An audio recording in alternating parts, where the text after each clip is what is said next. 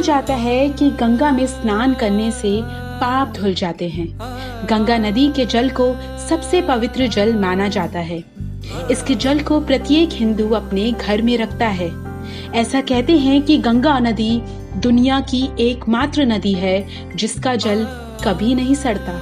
वेद, पुराण, रामायण, महाभारत सब धार्मिक ग्रंथों में गंगा की महिमा का वर्णन है। राम तेरी गंगा मैली हो गई, पापियों के पाप धोते धोते। गंगा में स्नान और गंगा पूजा के दौरान लोग वहीं अपना मल मूत्र त्यागते हैं, वहीं भोजन करते हैं और प्लास्टिक कचरा आदि वहीं फेंक कर चले जाते हैं। गंगा पूजा के नाम पर गंगा में लाखों टन हार, फूल, नारियल आदि फेंक दिया जाता है।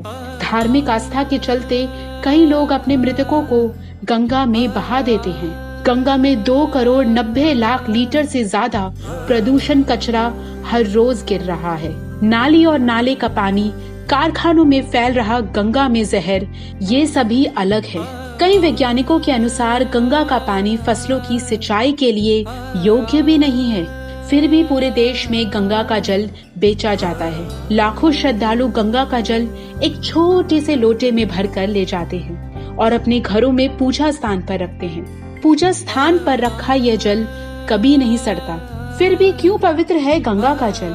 कहते हैं कि इसका वैज्ञानिक आधार सिद्ध हुए वर्षों बीत गए हैं। कुछ लोगों के अनुसार नदी के जल में मौजूद बैक्टीरियोफेज नामक जीवाणु गंगा जल में मौजूद हानिकारक सूक्ष्म जीवों को जीवित नहीं रहने देते।